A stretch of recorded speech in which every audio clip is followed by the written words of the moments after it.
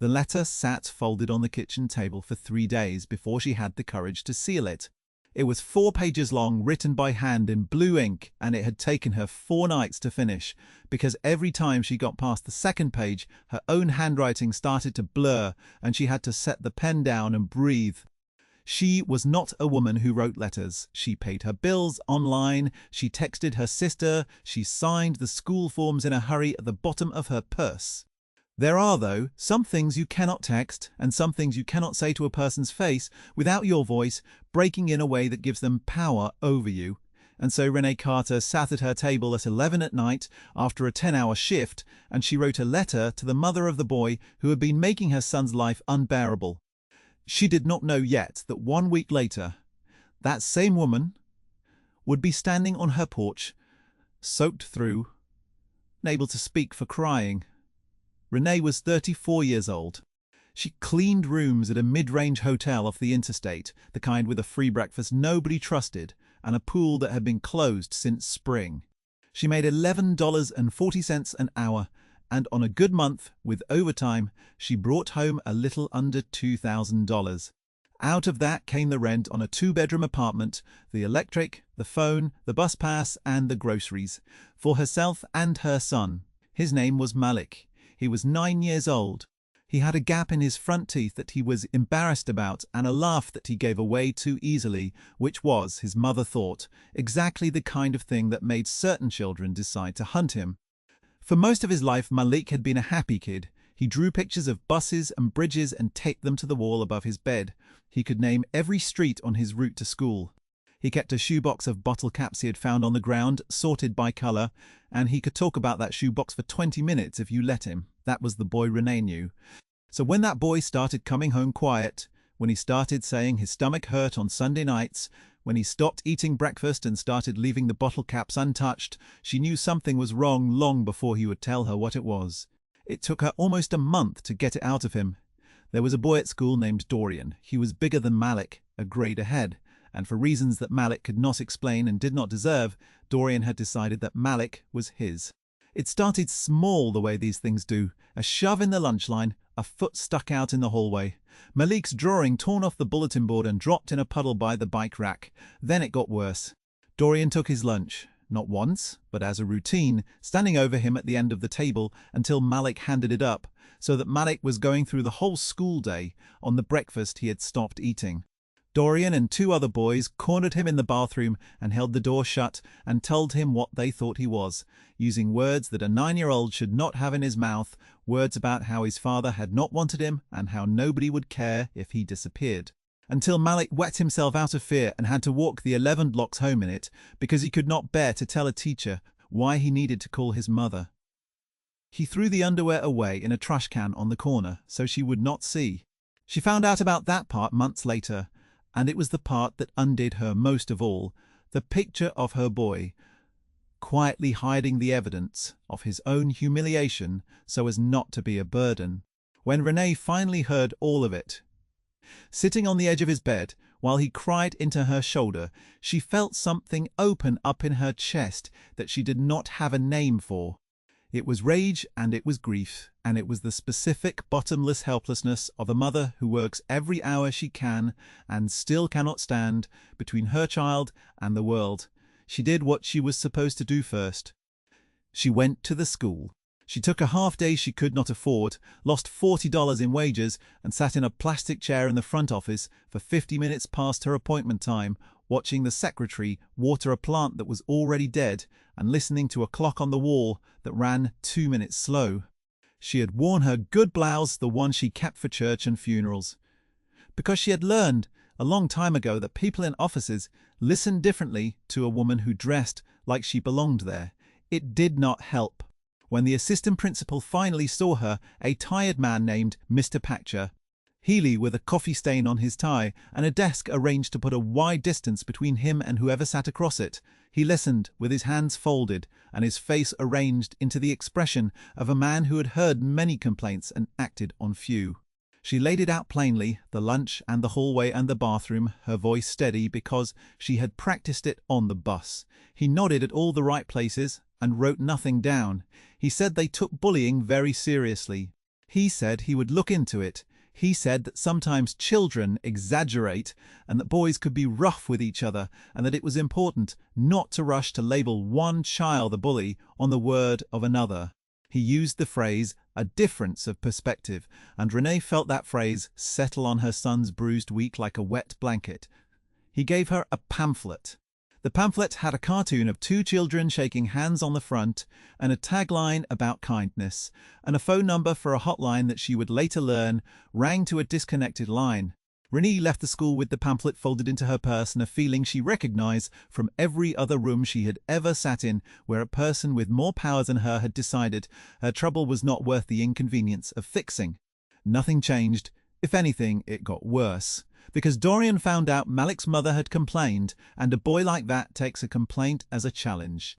So she thought about the police and she thought about a lawyer, and she did the math on both. And the math was the same answer it always was. She thought about pulling Malik out and putting him somewhere else. But there was nowhere else. Not on her route, not on her budget, not without uprooting the one stable thing in a life that did not have many stable things. She lay awake doing the arithmetic of her own powerlessness, and somewhere in the middle of one of those nights she thought about the other mother. She did not know Dorian's mother. She had never met her. She knew only that the boy went home to someone, and that whoever that someone was, she was raising a child who held the bathroom door shut on a smaller child and laughed. It would have been easy to hate her. It would have been the natural thing. The thing the whole shape of her exhaustion was pulling her toward, to decide that a cruel boy comes from a cruel house and that the mother was just the grown version of the son. Renee, though, had been judged that way her whole life. She had been the woman in the cheap coat that people decided things about before she opened her mouth, and some stubborn, faithful part of her, the part her own mother, had put in her in a kitchen much like this one, would not let her do to a stranger the thing the world kept doing to her. So she did not write a letter full of threats. She did not write a letter full of rage, though God knew she had the material for it. She got the mother's name from a class roster Malik brought home, found Banks written beside Dorian in a teacher's tidy print, looked up the address the old way through a neighbour who knew the family 2 buildings over, and she sat down at her kitchen table at 11 at night with a legal pad and a blue pen, and the apartment quiet around her except for the refrigerator and the radiator ticking. Malik was asleep down the hall. She started 3 times. The first 2 drafts she crumpled because they came out cold, like a report, like the kind of letter a person writes to put another person in their place, and that was not what she wanted to do. She wanted to reach someone. So on the 3rd try, she stopped thinking about the boy who had hurt her son and started thinking about the woman she had never met, sitting somewhere across town in her own kitchen, and she wrote to her. She told her about Malik, not as a victim, not as a case, but as a boy. She wrote about the bottle caps sorted by colour and the drawings of bridges and the gap in his teeth. She wrote that he had stopped eating breakfast and started saying his stomach hurt on Sundays. She wrote, carefully, without cruelty, exactly what Dorian had done, all of it, the lunch and the hallway and the bathroom door, because she would not soften the truth to make it easier to read. And then she wrote the part that had taken her 4 nights, the part she rewrote the most, the part that was less an accusation than a hand held out across a distance. She wrote that she did not believe Sharon knew. She wrote that she did not think any mother could know a thing like that and let it go on. She wrote that she was not writing to start a war, that she had no money for lawyers and no time for fighting, that she was simply a mother telling another mother that somewhere out there was a small boy who could not eat breakfast, and that the woman's son was the reason, and that she believed, she had to believe, that this was something the 2 of them could fix together rather than apart. She wrote that whatever was happening in Dorian's life to make him do these things, she was sorry for it, because no happy child does what he was doing. She signed it with her name and her phone number, and she sealed it before she could lose her nerve. She mailed it on a Tuesday. Then she waited, and she told herself not to hope, because hope was a luxury that had cost her before. What Renee could not know, sealing that envelope, was what kind of house it was going to land in. She had imagined, despite herself, a comfortable one. A cruel boy, a careless mother, a family that had it easy. The truth was something else entirely. Sharon Banks was 41 years old, and she was drowning. 8 months earlier, her husband, Dorian's father, a big gentleman named Curtis who fixed elevators for a living, had died in a highway accident on his way home from a second job he had taken so they could finally get ahead of the credit cards. And the life that the two of them had been just barely holding together with 4 hands collapsed the moment there were only 2. He had carried the insurance, the policy he kept meaning to increase and never did. He had carried the better income. He had carried, though she only understood it after he was gone, most of the daily weight of their son, the part where you notice things, where you ask the second question, where you sit on the edge of the bed until the truth comes out. Curtis had been the one who knew Dorian's friends' names, who could tell from the slam of a door what kind of day the boy had had. Sharon had loved Dorian fiercely, and she had also, in the fog of those 8 months, stopped really seeing him, because she was working a job and a half, days at a billing office and 3 nights a week stocking shelves, and crying in her car on her lunch break where no one could see, and falling asleep at 9 with her shoes still on. And she had told herself that the boy was quiet, because he was grieving, the same as her, and that grief was a thing you got through by not looking at it too closely. There were mornings she left before he woke, and nights she came home after he slept, and the space where her father used to stand had simply gone empty, and neither of them had the words for it. She had not known. That was the terrible, ordinary truth of it. She had not known that her son, who had watched his father lowered into the ground, and had not cried, who had not said one word about it in 8 months, had taken the thing that was eating him and turned it outward onto a smaller boy, because that was the only way he had found to make the unbearable thing in his chest feel like it belonged to somebody else. The letter arrived on a Thursday. Sharon almost did not open it. It was handwritten, which made her think for a moment it was a sympathy card arriving 8 months too late, and she nearly set it on the pile of mail she did not have the strength to deal with. Then she saw the return address, which was a name she did not know, and something made her slide her thumb under the flap, while she stood at the counter with her coat still on. She read all 4 pages standing up. By the second page, she had to put one hand flat on the counter. By the third, she had sat down on the kitchen floor with her back against the cabinet, the way a person does when their legs decide for them. She read about the bottle caps. She read about the breakfast. She read what her son had done in the bathroom, the words he had used, the door held shut, and she read the part where this stranger, this woman she had wronged without ever meeting, wrote that she did not believe Sharon knew, that she believed they could fix it together, that she was sorry for whatever was happening in Dorian's life. A woman with every right to come at her with lawyers and fury had instead reached across the worst thing Sharon's son had ever done and offered her grace. Sharon stayed on that floor for a long time. Then she did the thing she had not done in 8 months. The thing she had been too busy surviving to do. She went and she sat on the edge of her son's bed, and she did not yell, and she did not threaten, and she said only, "I read a letter today, and I need you to tell me the truth, and I am not going anywhere until you do." It came out of him in pieces, the way it had come out of Malik, in the same broken grammar of a child carrying something too big. He kept his eyes on the blanket and his knees pulled up to his chest.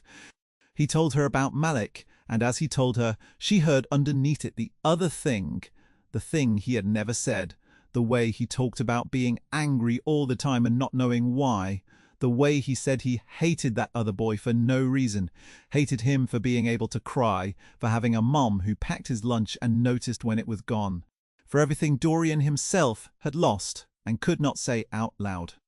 He said the boy had a stupid shoebox he was always talking about, and it made him want to throw it in a puddle, and then his face crumpled because he heard himself say it, and knew, the way children know, that it was not really about the box at all.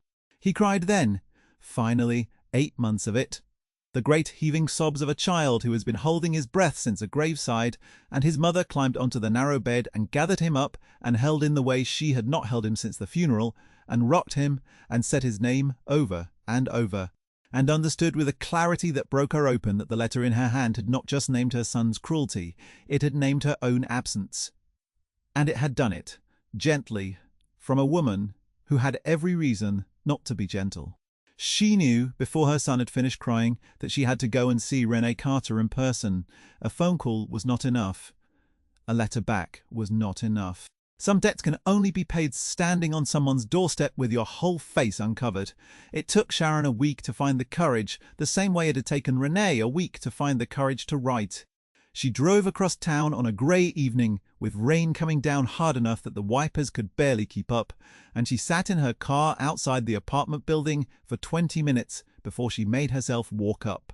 By the time she reached the door, she was soaked through, her hair flat against her face, and she was already crying, had been crying since she parked, so that when Renee opened the door to a knock she was not expecting, what she found on her porch was a stranger standing in the rain, unable to get a single word out.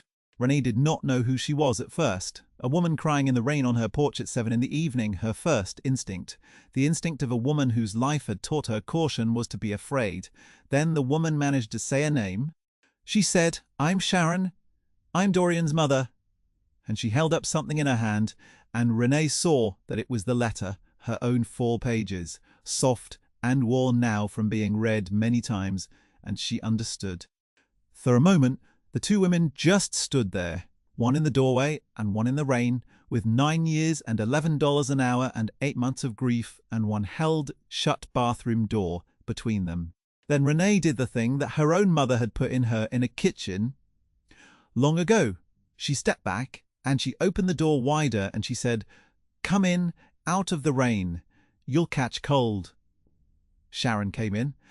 She stood dripping on the mat, and the first thing she said, before anything else, before she even took off her wet coat, was, "I didn't know. I swear to you on everything, I did not know." Renee said, "I know. That's why I wrote it the way I did." And Sharon, hearing that this woman had chosen on purpose to believe the best of her before she had earned it, put her hand over her mouth and cried harder, and Renee crossed the small room and did the thing she would have wanted someone to do for her. She put her arms around a woman she had every reason to hate, and she held her up. They sat at the kitchen table where the letter had been written. Renee made tea because it was what she had, 2 mismatched mugs and a box of bags from the dollar store, and she set one in front of Sharon and watched her wrap both hands around it the way cold people do. Sharon's coat was over the back of the chair now, dripping onto the linoleum, and her mascara had run in 2 grey lines that she had stopped bothering to wipe. And Sharon told her everything, the way her son had told it to her, the highway and the second job and the insurance and the 8 months. She told her about Curtis, what kind of man he had been, how he would have known what to do, how she kept reaching for him in her sleep. She told her about the funeral where Dorian did not cry, how the boy had stood by the grave in a borrowed tie with his jaw set like a grown man's, and how she had been almost grateful at the time that at least one of them was holding it together, and how she understood now that he had not been holding it together at all. She told her she had stopped looking at her own child because she could not bear what she would see.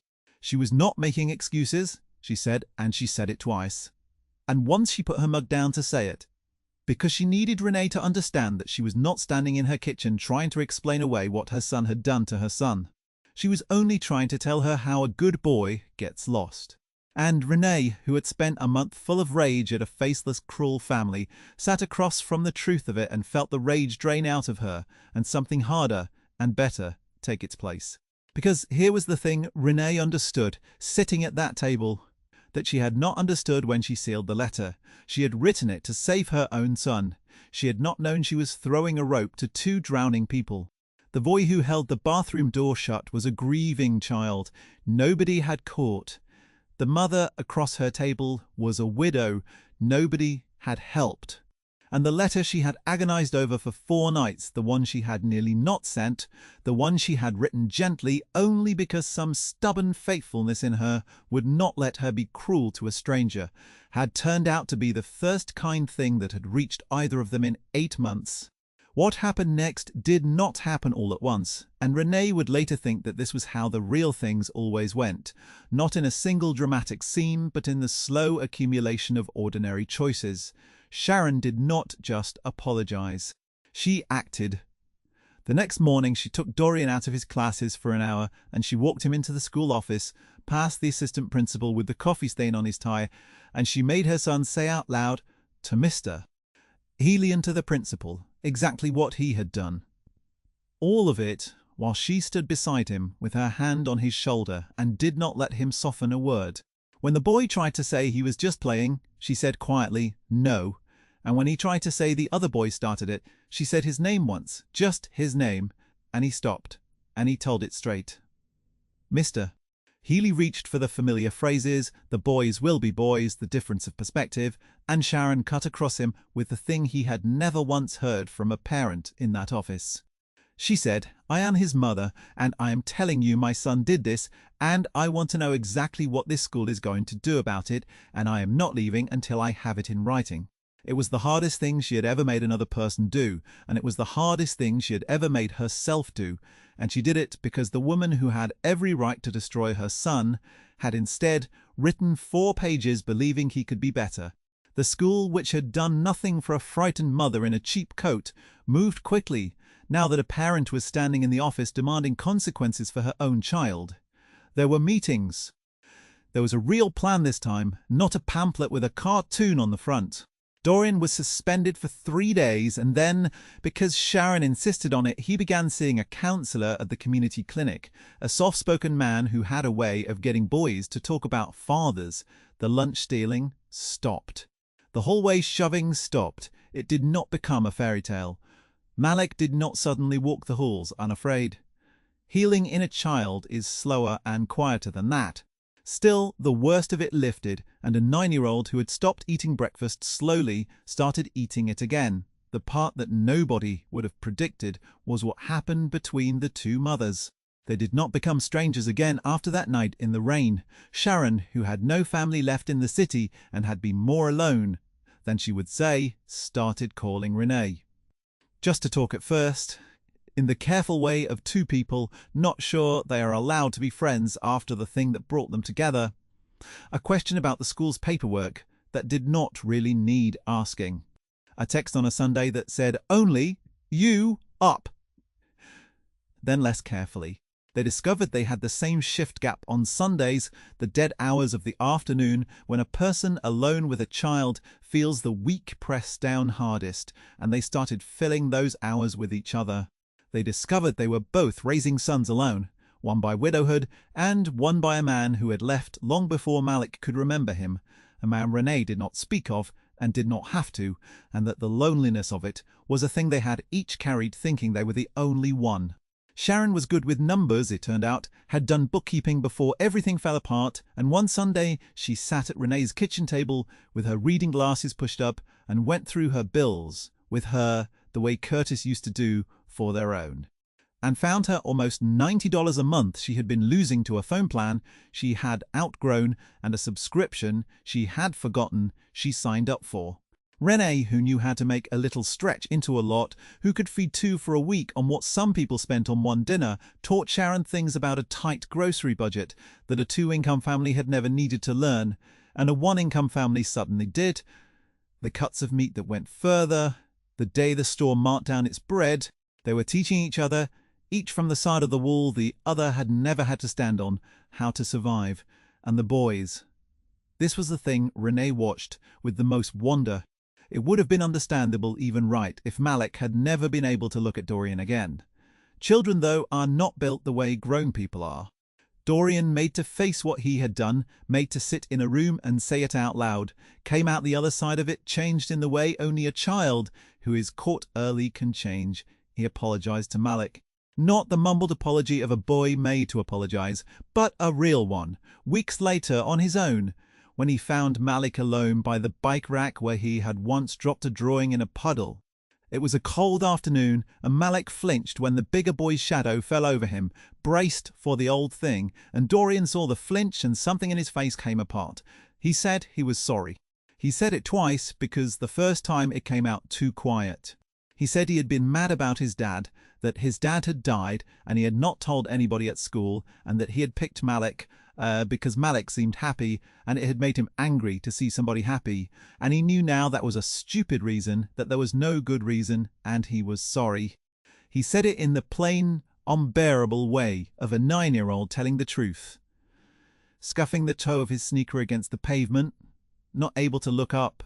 And Malik, who who had every reason to hate him, who had wet himself in fear because of him, who had walked home in it rather than tell, looked at this bigger boy who had made his life a misery, and saw the way children can see past the size of him to the sadness underneath, and understood that they were carrying the same kind of weight. Parva gone in two different ways. He did not say it was okay, because it was not. Instead, he reached into his backpack, where he had started carrying a few of them again, and he showed Dorian the bottle caps. That was how it started.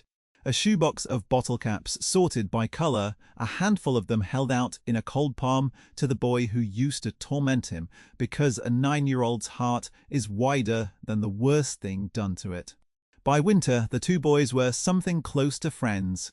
By spring, Dorian was at Renee's table some Sundays too, and the small apartment that had once held a frightened mother and her quiet son now held, on the good days, 2 women and 2 boys, and a noise of life that Renee had not heard in her home in years.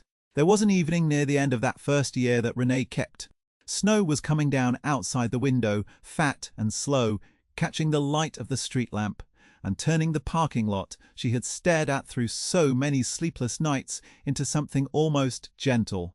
Both boys were on the floor with a shoebox between them, arguing happily about whether a gold cap counted as yellow, Dorian insisting it was its own thing and Malik holding the line the gold was just fancy yellow. The kind of argument that has no stakes and no end, and is the sound of children who feel safe. Sharon was at the table with her reading glasses on, doing both their taxes, because she would not let either of them pay a stranger to do it, a pencil behind her ear, and a second one in her hand. Something was on the stove, because there was always something on the stove now. And Renee stood in the small kitchen with a dish towel in her hands and looked at the room and understood what she had done 8 months before, sitting alone at this same table at 11 at night. Certain she was powerless, certain the letter was nothing, certain hope was a luxury she could not afford. The radiator ticked the same as it always had. The apartment was the same size it had always been. Only now it was full.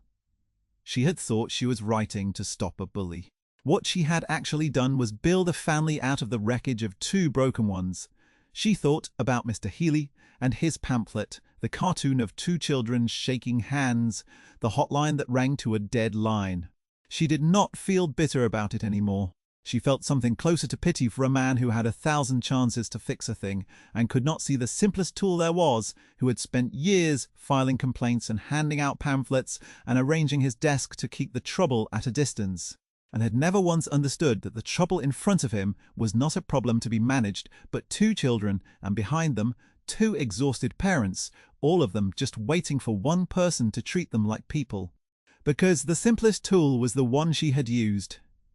Not a lawyer, not a threat, not the police. A pen and 4 pages, and the refusal, even at her lowest, even with every reason in the world to be cruel. To be cruel. The letter itself ended up in a drawer in Renee's kitchen, soft and worn from Sharon's reading, kept the way you keep a thing that turned out to be a hinge your whole life swung on. Sometimes on a hard day, Sharon asked to read it again, and Renee always let her, and the 2 of them would sit at the table while Sharon read the 4 pages she had now nearly memorized, and somewhere around the 3rd page she always had to stop and put her hand over her mouth, and Renee always reached across and held the other hand until she could go on. If you have ever sat at a table at the end of your strength, certain that the small good thing you are about to do will not matter, certain that you are too small and too tired and too overlooked for anything you do to change a single thing, then you already understand why Renee Carter kept that letter in a drawer.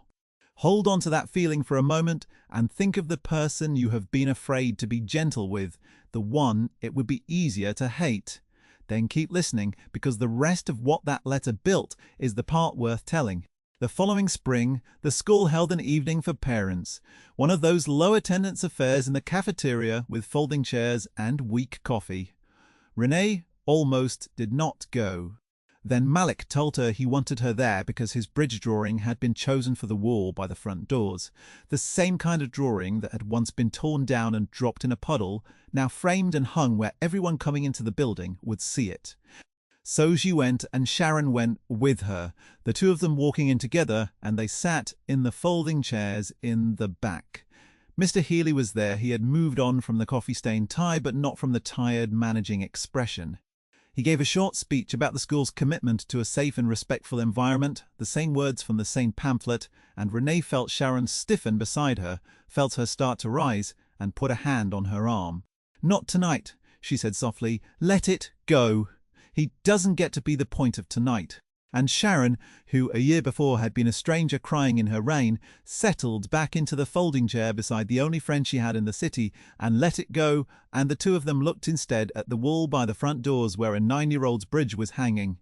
That was the kind of woman Renee was.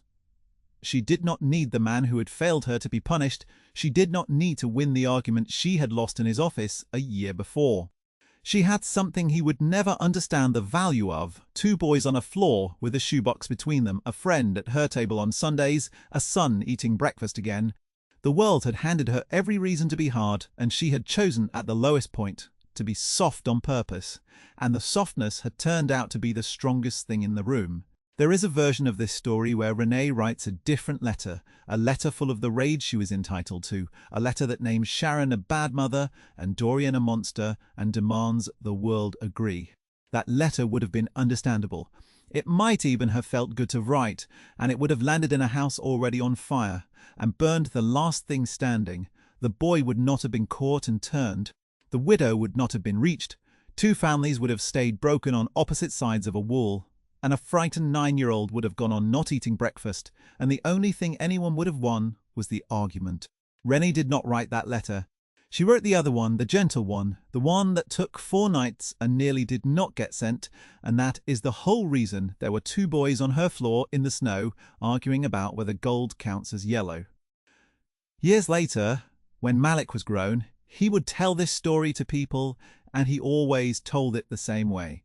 He said his mother once wrote a letter to the woman whose son was hurting him. People always expected the next part to be about revenge, and Malik always smiled at that, the gap in his teeth long since closed, and he said no. She wrote to her like a friend she had not met yet.